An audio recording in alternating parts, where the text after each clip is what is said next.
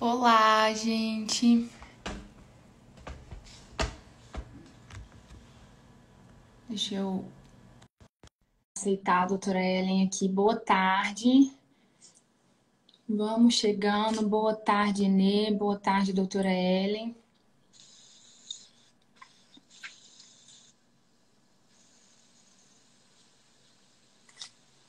Vamos esperar o pessoal ir conectando.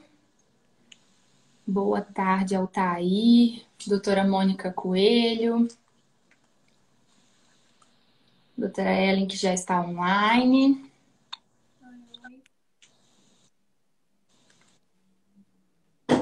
Então, gente, vamos começando, né? Eu vou começar me apresentando. Meu nome é Tamara, eu sou advogada e assessora jurídica do Instituto Defesa Coletiva e hoje nós vamos bater um papo sobre o impacto da pandemia nas relações consumeristas, né? Então a gente vai trazer aí as principais implicações desse momento excepcional nas relações de consumo. Mais uma vez gostaria de desejar boa tarde, né, a todos os consumidores, a todos os parceiros do Instituto que estão nos assistindo. Primeiramente, né, antes da gente introduzir o tema, eu vou fazer uma breve introdução sobre o Instituto Defesa Coletiva, que é uma organização da sociedade civil fundada desde 1999, que atua há mais de 20 anos na defesa dos consumidores brasileiros, ajuizando ações coletivas de consumo em face de instituições financeiras, companhias aéreas, empresas de telecomunicações, entre outros fornecedores, buscando sempre a defesa do consumidor contra os abusos em massa cometidos em todo o território nacional. A missão institucional do Instituto Defesa Coletiva é justamente proteger o cidadão, proteger o consumidor contra os abusos, né, as práticas abusivas do mercado de consumo por meio das ações coletivas. Então, a nossa missão institucional é justamente estimular o uso da ação coletiva como um instrumento de proteção máxima do consumidor, do cidadão, a fim de que a gente consiga minimizar os litígios e harmonizar as relações de consumo.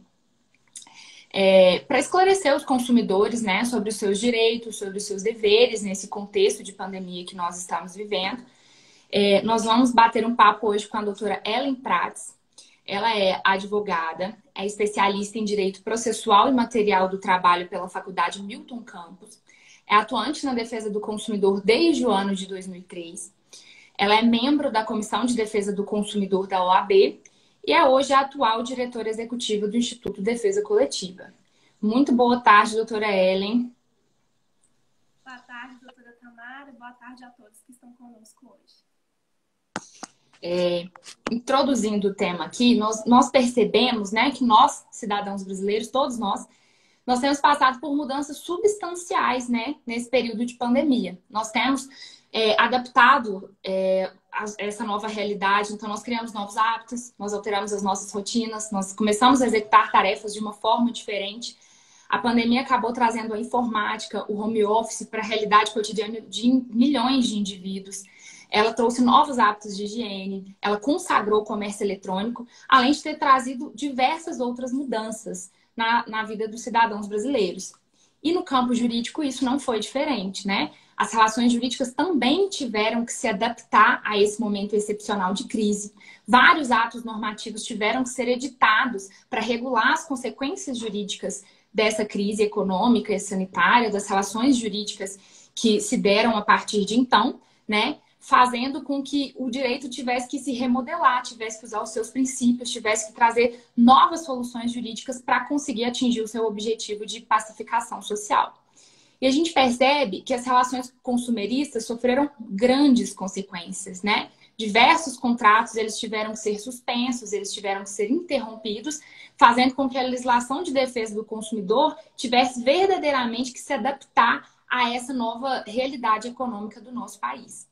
Então, eu gostaria, né, que a doutora Ellen começasse comentando com a gente essa visão geral da defesa do consumidor, né, do Código de Defesa do Consumidor, que completa agora os seus 30 anos, e da importância da informação adequada, né, para os consumidores nesse momento, nesse contexto de crise. Com a palavra, doutora Ellen. Tá Tamara, obrigada. Boa tarde novamente. Boa tarde a todos que nos estão assistindo. Eu vi aí que o doutor Camilo Zupelato acabou de entrar. Que honra pra gente, né, Tamara? Doutor Com Camilo é certeza. inspiração. Doutor Camilo é inspiração nossa aqui. É um conselheiro do Instituto, né? Que prazer ter a presença dele aqui. Então, hoje, né, a gente pensou de fazer esse bate-papo, né? É um bate-papo aqui sobre os impactos da pandemia no direito do consumidor. Fico muito feliz de estar aqui. E a Tamara, quando me apresentou, né, me disse que eu sou especializada em direito do trabalho. De fato, né, sou especializada em direito do trabalho, mas a minha paixão, né, o que me motiva todos os dias é a defesa do consumidor. Então, eu tenho a honra de contar com a presença da doutora Tamara, né, minha colega de trabalho. A gente atua aí na defesa do consumidor, promovendo essas ações coletivas, e eu tenho certeza que o trabalho que a gente desenvolve pelo Instituto de Defesa Coletiva, ainda que seja uma luta, né, contra os gigantes, é um trabalho muito importante para a sociedade de consumo. O CDC vai completar 30 anos, né, em 2020. A gente tinha planejado inúmeras ações para esse ano, né? A gente teve que começar a remodular, repensar essa forma de agir em virtude da pandemia, né? Mas eu tenho certeza que a gente vai continuar na batalha aí, na defesa do consumidor por muito tempo, e é um prazer estar aqui. O CDC, nesses seus 30 anos, é uma legislação ainda jovem, né? Mas é uma legislação completa. E em todo o arcabouço jurídico aí do Código de Defesa do Consumidor, existe aí as questões cíveis, penais, administrativas, né? Que protegem o consumidor dentro da esfera necessária. Então, vamos começar, né, o nosso bate-papo. A gente separou alguns pontos que foram considerados pela nossa equipe os mais relevantes, né, para serem abordados hoje. E a gente analisou aí as principais dúvidas, as situações que foram mais recorrentes, que foram reportadas para o Instituto, para os canais de defesa do consumidor, durante esse contexto de pandemia, para a gente esclarecer as nuances jurídicas dessas questões para vocês, né? Que o nosso foco hoje são os próprios consumidores. Então, desculpa. Vamos começar aqui abordando a questão do aumento abusivo do preço, né? Nesse período de pandemia, as pessoas que foram no supermercado, que foram nas farmácias, a gente pôde verificar que alguns produtos, eles sofreram um aumento substancial, uma elevação substancial do preço. E nós citamos aí como exemplo o álcool gel, as máscaras de proteção. E aí, eu queria que você abordasse, doutora Ellen, se esse aumento abusivo do preço, ele é lícito e como que o consumidor pode se proteger, como que ele pode denunciar quando ele verificar a ocorrência dessa prática. Primeiramente, é importante ressaltar que a fixação de preço, ela é uma liberalidade do fornecedor, né? Contudo, essa liberalidade, ela não pode repassar ao consumidor nenhuma conduta lesiva. Ele não pode imputar ali um preço ao produto que não corresponda à realidade. Quando a gente entrou na pandemia, lá em meados de março, houve uma corrida exacerbada aí para o supermercado, todo mundo correndo para comprar álcool gel, e isso fez com que houvesse, de fato, em razão da ampla procura, houvesse o aumento do preço dos produtos. O consumidor precisa ter a consciência de que se há uma grande procura por aquele produto e, em contrapartida, o fornecedor não consegue acompanhar a produção, ele vai ter um aumento do preço. Então, a gente precisa ser também precisamos ser consumidores conscientes na medida de que há necessidade de comprar algum produto, em especial a questão do álcool gel.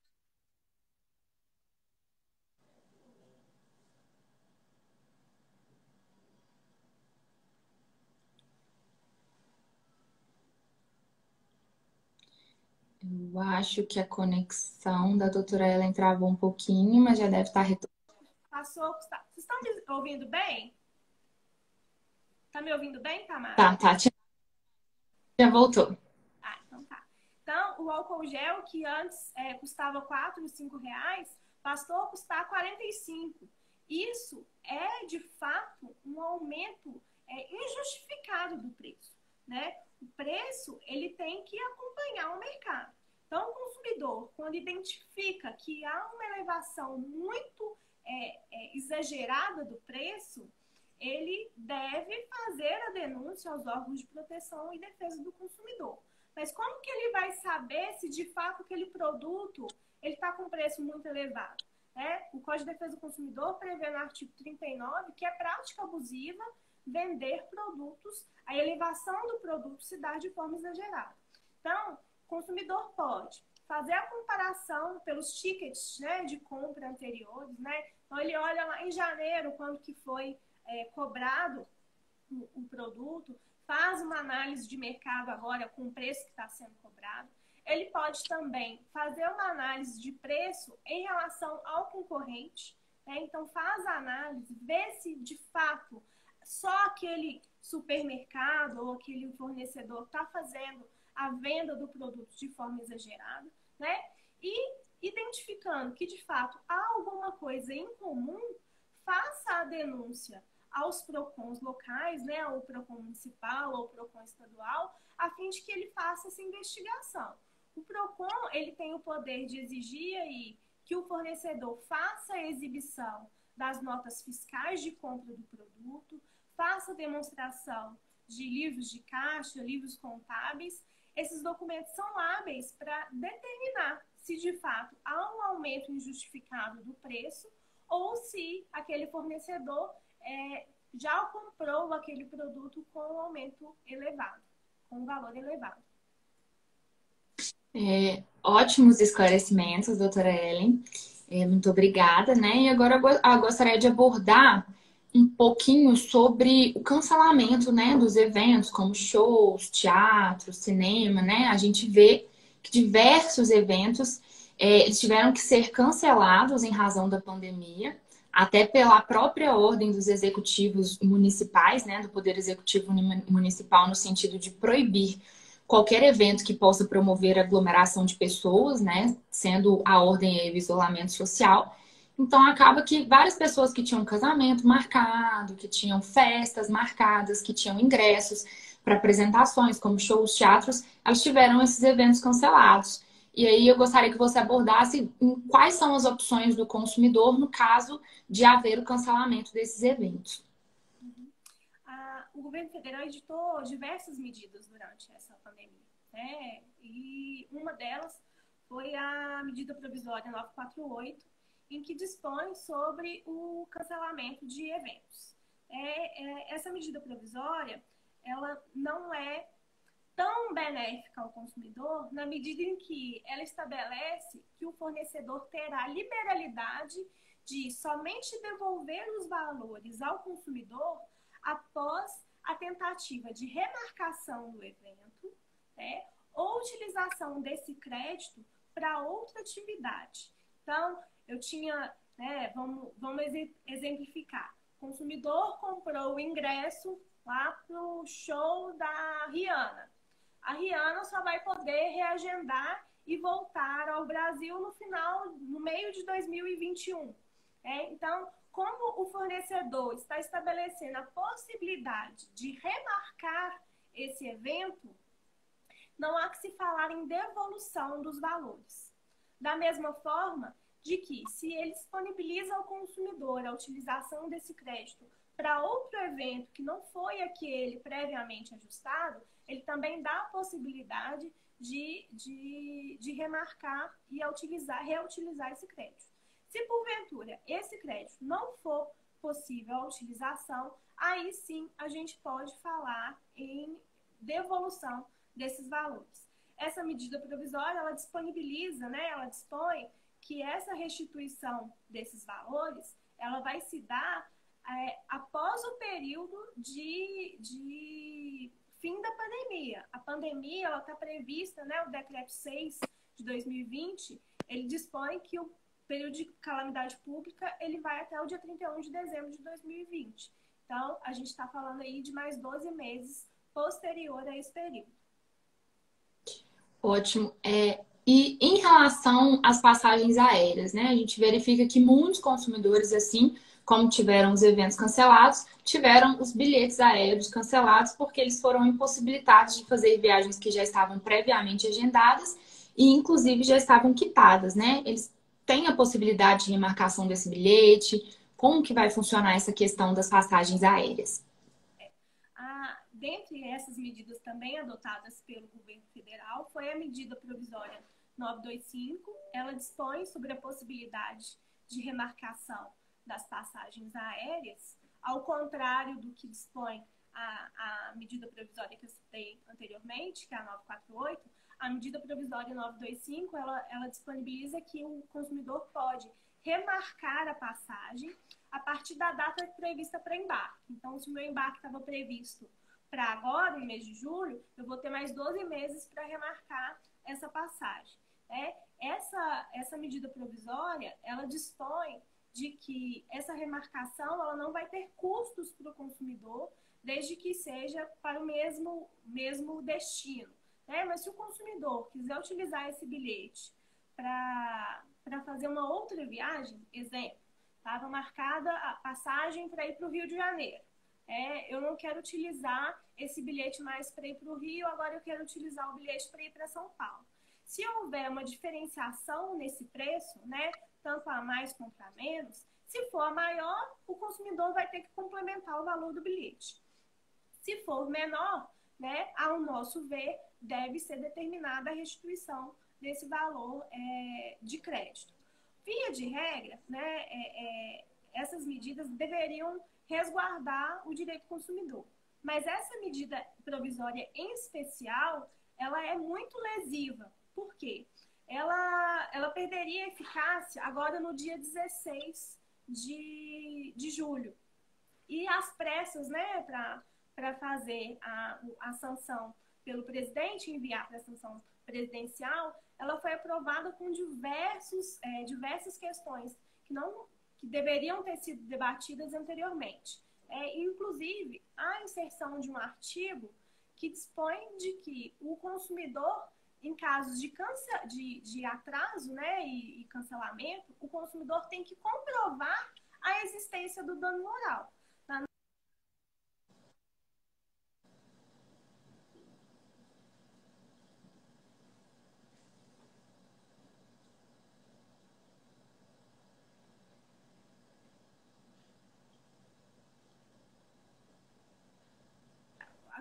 Comprovar que houve o dano realmente é lesivo. O consumidor, isso causa até uma má prestação do serviço na medida que a empresa não vai ter nenhuma penalidade, Mas ainda assim, a gente entende que nessas medidas, quando houver atraso do voo, a empresa ainda não está desobrigada a prestar o auxílio devido.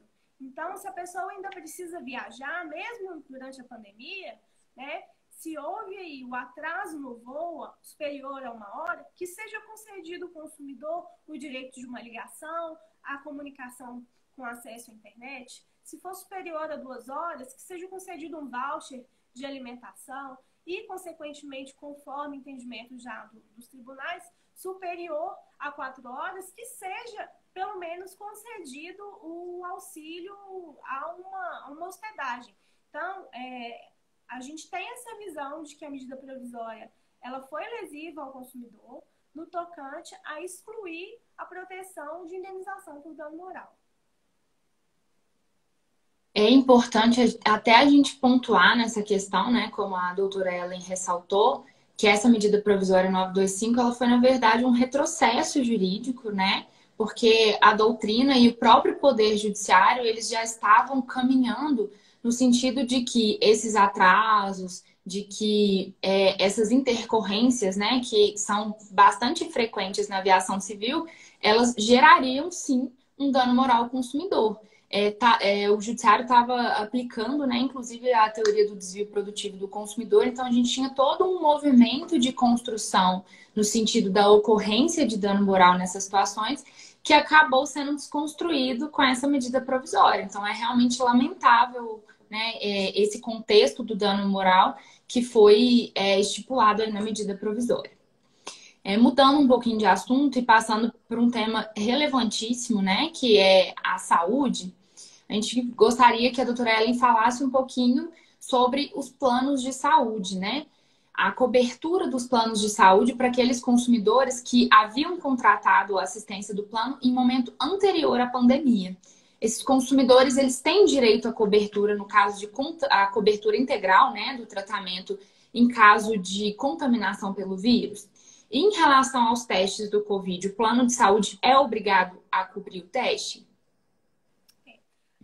A nossa visão, doutora Tamara, é de que sim, de que tem que haver a cobertura assistencial médico-hospitalar, na medida em que a Lei 9.656 de 98, ela dispõe no artigo 10 as exigências para cobertura médico-hospitalar.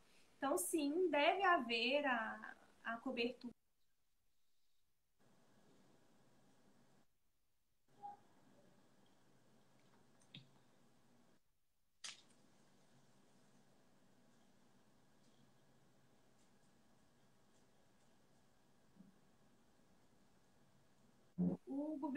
A ANS já havia incluído no seu rol de procedimentos obrigatórios o teste do Covid-19. Né? Posteriormente, em junho desse ano, houve uma ação civil pública interposta em face da ANS, a fim de que ela determinasse a realização da inclusão também do teste sorológico no rol de procedimentos obrigatórios. Então, a ANS passou a realizar esse teste pelo plano de saúde, né, incluiu no seu rol de procedimentos obrigatórios o teste sorológico. Contudo, a instituição entrou com um agravo de instrumento, só para as pessoas entenderem o que é agravo de instrumento. Quando a gente entra com um processo, a gente pode pedir ao juiz de primeira instância a concessão antes da análise do mérito em sede antecipatória. Então, quando tem questões de urgência, ele pode fazer a análise desse pedido de urgência. E foi feito, ele deferiu. E aí, a parte oposta, a parte ré, ela pode não concordar e leva isso à apreciação do tribunal. Então, a ANS entrou com agravo de instrumento, foi levada ao Poder Judiciário, à segunda instância, pedindo para cassar a liminar, né, ou ter o efeito suspensivo em virtude dessa medida que determinava o teste sorológico ser incluído no rol de procedimentos obrigatórios, e conseguiu o efeito suspensivo. Então, a ANS não mais é obrigada a realizar o teste sorológico, somente os exames de sangue, né, que fazem a detecção do coronavírus. E qual que é a diferença? Explicar para as pessoas que estão assistindo a gente, o teste sorológico, ele pode fazer a detecção até 10 dias depois que a pessoa começou a sentir os sintomas. Então, ele consegue aferir se a pessoa já teve o vírus. E algumas pessoas, né, os especialistas falam que esse teste não é 100% eficaz, que ele pode direcionar a um falso negativo. Então, há controvérsias aí de que esse exame deve ser incluído no rol da ANS, mas na nossa visão, né, como protecionistas do consumidor, nós entendemos que sim, que deve haver a cobertura desse plano. E o que causa muita estranheza, né, doutora Tamara? Porque a ANS é uma agência reguladora. Ela deveria estar ali de forma imparcial, mas a gente vê que ela está atuando causa própria ali a favor dos planos de saúde, né? O que causa muita estranheza. Dificilmente a gente vê a ANS aí trabalhando em prol do consumidor. A gente sempre tem essa crítica em relação à ANS, porque ela parece mais uma espécie de fundação, de proteção aos planos de saúde. E eu acho que a ANS deveria rever aí esse posicionamento dela, que é, de fato, um teste importante e deve ter a cobertura para o consumidor. Com certeza, né? Muitos consumidores certamente se sentirão lesados de pagarem caro em planos de saúde e verem um teste simples como esse ser negado, né? Realmente. Vamos abordar agora o caso de prestação de serviço de internet. Por quê? Porque a gente percebe que nesse período de pandemia o home office virou uma realidade, né? Então, muitos trabalhadores brasileiros estão prestando, executando, né, as suas atividades de casa e eles dispõem de um instrumento fundamental para fazer isso, que é a internet. Então, nós temos aí reuniões que são realizadas de forma online, nós temos o acesso remoto, né, ao servidor da empresa, e para tudo isso é necessário que aquele trabalhador disponha da internet em casa. Nós temos verificado que tem sido bastante recorrente as reclamações acerca de problemas na prestação do serviço de internet, né? A internet cai, demora horas para voltar, não funciona. Então, a gente queria abordar aí quais são os direitos do consumidor quando há falhas nessa prestação do serviço de internet, especialmente no tocante à necessidade de uma visita técnica, né? Se o consumidor não conseguir solucionar o problema e for necessário uma visita técnica da empresa, a empresa pode cobrar por essa visita? Como que está funcionando essa questão?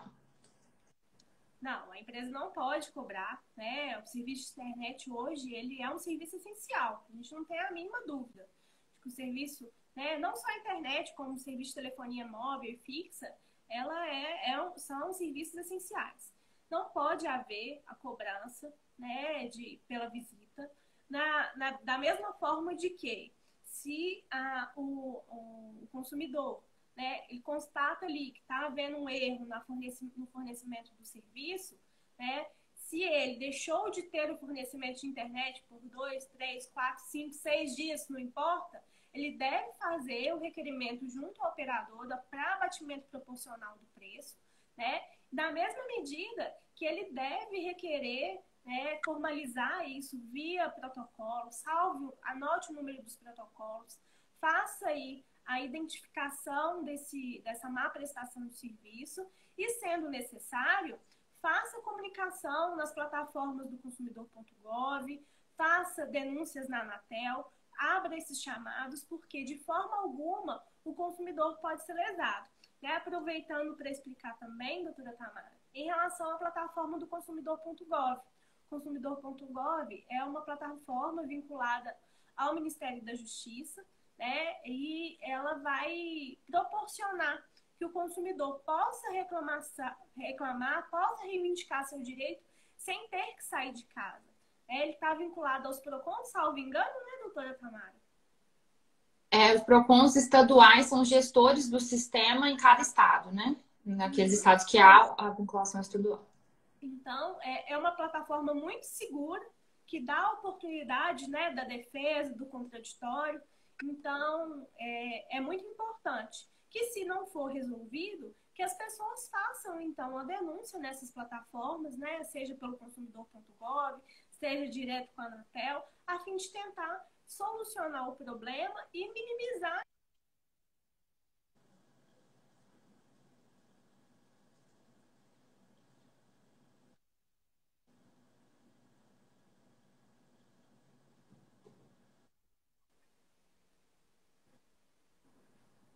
Amada, você está me escutando? Tô, agora voltou. Ah, tá. Uhum.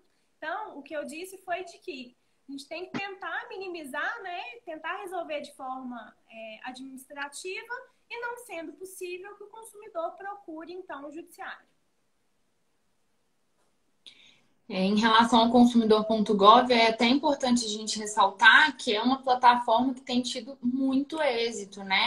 As reclamações que são feitas lá, o índice de resolução desses problemas chega a 80%. Então, é um índice muito alto, né? É considerado um tempo célere, porque os fornecedores têm 10 dias para responder às demandas dos consumidores e é uma plataforma consensual, né? A diferença do consumidor.gov para os PROCONs é que o consumidor.gov não tem esse poder de polícia, então não vai ter aplicação de multa, né? Eles se utilizam de outras ferramentas ditas consensuais, mas a solução do litígio tem alcançado índices que foram surpreendentes mesmo e tem sido uma plataforma de muito êxito. Então, é realmente um caminho muito mais célere, né? E menos desgastante para o consumidor para conseguir solucionar os seus problemas aí com os fornecedores. Agora, do consumidor.gov, né? Inclusive, desculpa ter te cortado. Não, pode. Mas, inclusive, o consumidor.gov, em alguns casos, aqui em Minas, a gente tem verificado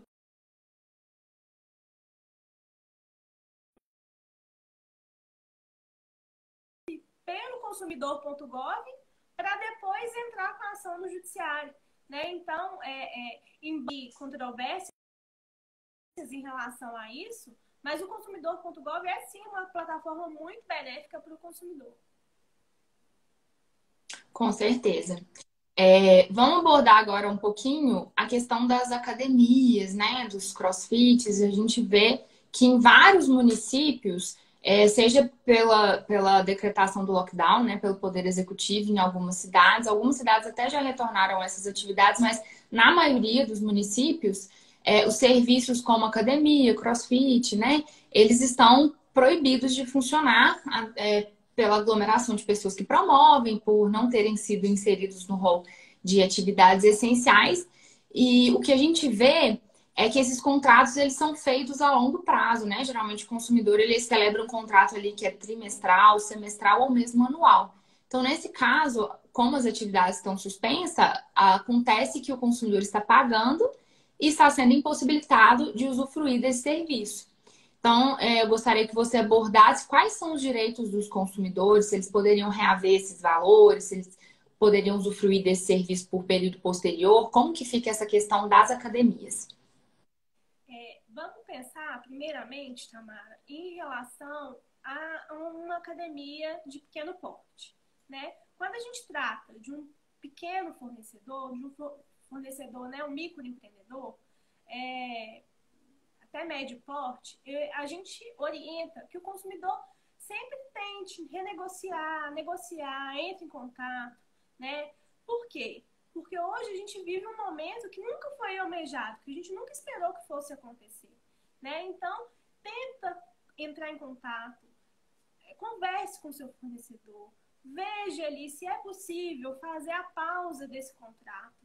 Ainda que o consumidor continue pagando, mas faça a prolongação desse contrato.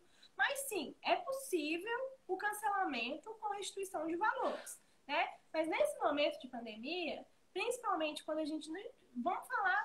Quando você fala de academia, você pensa em um fornecedor que é pequeno, né? A gente tem grandes academias como Smart Fit, etc., né?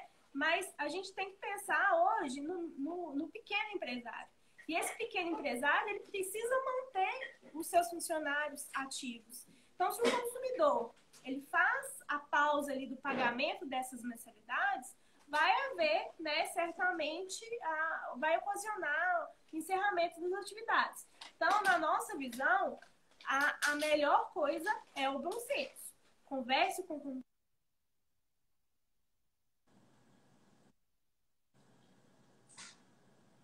sendo possível, sim, a restituição desses valores que foram pagos na medida em que não for mais utilizado.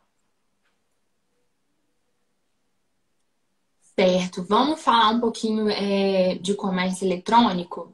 E aí a gente verifica, né? Acho que é do conhecimento da maior parte dos consumidores, né? Que quando a gente efetua uma compra pela internet, o consumidor ele pode fazer uso do que a gente chama de...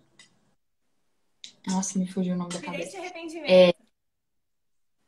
A gente pode usar o direito de arrependimento. E o que é esse direito de arrependimento? É justamente o consumidor, em 7 dias, poder devolver o produto, seja porque não era o que ele esperava, seja porque é diferente, né? Entende-se que ele não teve um contato físico com esse produto, então ele poderia exercer esse direito de arrependimento. Mas, ao mesmo tempo, nesse período de pandemia, a gente vê que as atividades não estão funcionando como deveriam, né? A gente vê exemplo do Correio, que estão sofrendo algumas restrições de funcionamento em razão justamente da pandemia. E aí, como é que fica esse direito de arrependimento? Ele vai poder ser prorrogado naqueles municípios que o Correio estiver sofrendo algum tipo de problema na prestação de serviço? Como que fica essa questão? O que você falou, Tamara, é muito importante, né? O consumidor precisa ter ciência de que o direito de arrependimento no Brasil ele só existe para os casos de compras realizadas fora do estabelecimento comercial, ou seja, pela internet e pelo telefone. Igual lá no Shoptime, comprou uma panela, eu vou ter 7 dias para devolver. Né? Comprei uma mercadoria pela internet, eu vou ter 7 dias no recebimento para eu devolver. Né? Mas isso só é possível pela internet. Não adianta ir na loja uma loja física e requerer a devolução em 7 dias, que não é possível. Então é importante deixar isso muito claro, porque muitas pessoas não sabem dessa informação. O artigo 49 do Código de Defesa do Consumidor ele dispõe, sim, da possibilidade de restituição, né, do direito de arrependimento, mas desde que realizado fora do estabelecimento comercial. Para as cidades que estavam em lockdown e que não era possível fazer essa devolução das compras realizadas pela internet, o que a gente orienta é que o consumidor novamente, né, entre em contato com o fornecedor, faça essa reclamação por escrito, pegue sempre o número do protocolo, a fim de que ele tenha como resguardar que ele procurou o fornecedor para tentar resolver de forma administrativa. Né? Mas, em relação a essas cidades que não enfrentaram esse problema, aqui em Belo Horizonte mesmo, o Correio está funcionando. Né? Então, para essas cidades em que não há impedimento para funcionar os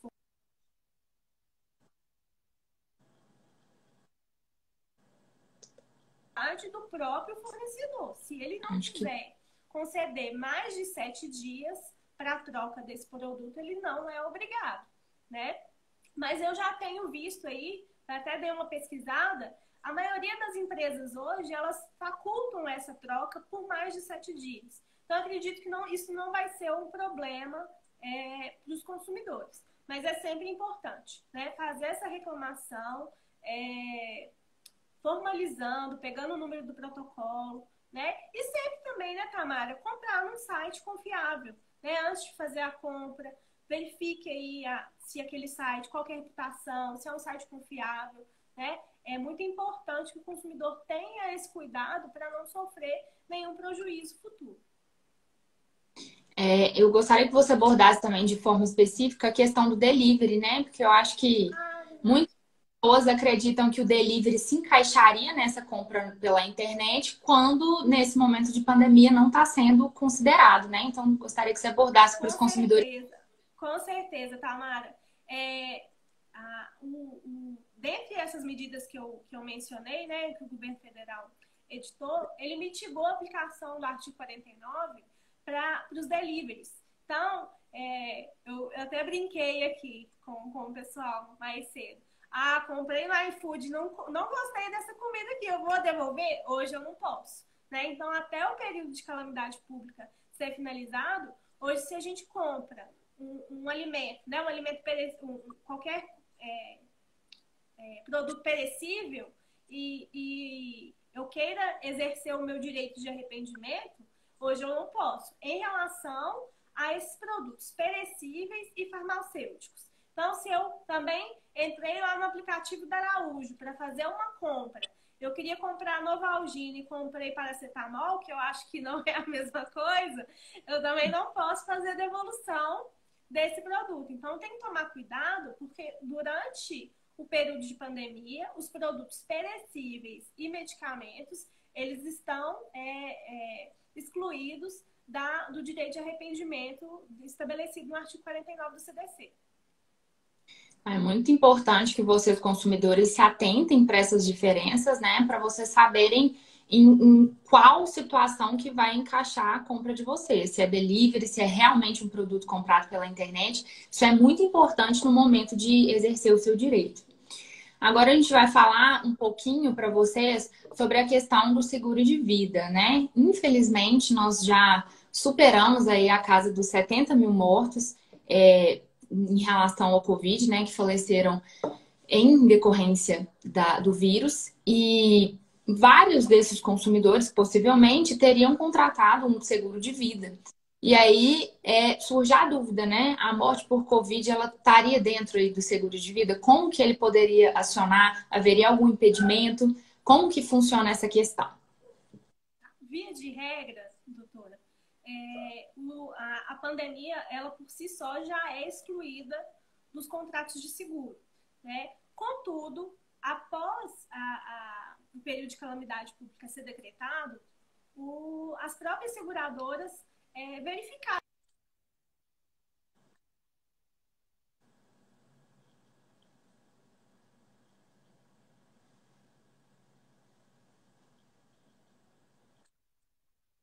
faça a notificação à empresa, né? Faça o pedido de adesão ali, de modificação desse termo, para que seja acobertada a Covid-19. Então, é muito importante que ele faça o requerimento direto ao fornecedor, né, pedindo para que essa apólice seja modificada, a fim de incluir também a Covid-19 dentro das cláusulas de cobertura. Ótimo. E vamos falar um pouquinho também em relação aos serviços essenciais e a descontinuação desse serviço pelos fornecedores, né? A gente verifica aí que, em razão da pandemia, diversas pessoas acabaram perdendo as suas fontes de renda ou tiveram a sua fonte de renda diminuída de uma forma substancial, e a gente verifica uma verdadeira crise econômica nos lares de muitos brasileiros. E com isso, vários consumidores acabaram se tornando inadimplentes.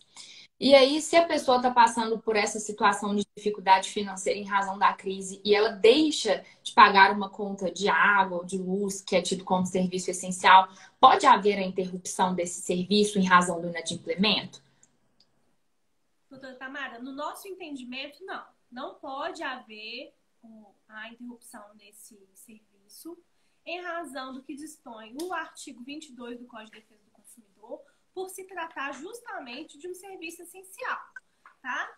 Mas o Superior Tribunal de Justiça tem entendido de que a companhia, né, que fornece o serviço essencial, desde que comunique o consumidor, pode haver sim o corte e interrupção desse serviço. Esse não é nosso entendimento. A gente prima pela aplicação literal do artigo 22 do Código de Defesa do Consumidor. Contudo, há sim essa possibilidade, é o entendimento, né, do STJ. Na nossa visão, seria sim possível, inclusive a interposição de uma ação, né, pedindo os danos materiais e morais decorrentes dessa interrupção. É importante lembrar que o fornecedor ele pode sim fazer a cobrança desse consumidor inadimplente, desde que essa cobrança não seja vexatória. Então, ele pode cobrar, mas não pode colocar o consumidor em situação vexatória, né? Não pode humilhá-lo. Então, sim, pode haver a cobrança, mas o nosso entendimento é que não poderia cortar, mas tem esse ponto controvertido aí com a jurisprudência. É bom que os consumidores fiquem atentos, né? E para finalizar aqui o nosso bate-papo, tá até terminando o nosso tempo, faltam 15 minutinhos, nós vamos abordar uma situação que tem sido muito recorrente também, acredito que seja dúvida de muitos consumidores, que é a questão da suspensão ou pausa, prorrogação, né? São vários termos que as instituições financeiras têm usado em relação ao cartão de crédito e aos empréstimos. Vê que várias instituições financeiras, inclusive a Fibraban, né, têm anunciado algumas medidas que seriam consistentes na suspensão das parcelas, né, de alguns empréstimos pessoais, de pequena e microempresas, e também algumas medidas em relação às parcelas do cartão de crédito. E aí eu queria que você abordasse um pouquinho, né, se isso se dá de forma automática, se não se dá, se o consumidor tem direito, se há incidência de algum encargo caso o consumidor adepte, né, ele opte por fazer adesão a essas operações. Como que funciona essa questão? Vamos fazer uma contextualização aí desde o início da pandemia, então, né? Salvo engano, 15 e 16 de março, a Febraban, com seus 5 maiores bancos associados, né, fez a divulgação de que eles iriam, porque eles são muito bondosos, fazer a paralisação aí dos contratos dos consumidores. E aí, depois de um certo tempo, né, à medida que os consumidores foram requerendo essa prorrogação, pausa, qual foi o nome, né? Porque cada instituição financeira adotou uma nomenclatura diferente, a gente foi percebendo que aquela publicidade ela tinha um vício. Ela tinha um vício ali de informação. Aquela informação ela não era clara e precisa, como deve e determina o Código de Defesa do Consumidor. Essa informação era obscura na medida em que as instituições financeiras informavam a possibilidade de pausa, né, de prorrogação, porque na minha visão, e acredito que também é seu posicionamento, Tamara, prorrogar é estender. Não tem ali um encargo no contrato na medida em que você faz um pedido para prorrogar uma publicidade. Não teria vantagem para o consumidor fazer uma pausa ou uma prorrogação contratual na medida em que vai ter juros moratórios. Então, a gente começou a identificar, né, em pesquisas, nas plataformas do próprio consumidor.gov, em denúncias que chegaram aqui no Instituto, pelo Reclame Aqui, de que essa informação ela estava equivocada. E a gente foi identificar, de fato, havia uma omissão nessas informações em que esses contratos estão submetidos a juros, a encargos financeiros, e os consumidores, em muitas das vezes, foram enganados em virtude dessa publicidade até mesmo enganosa.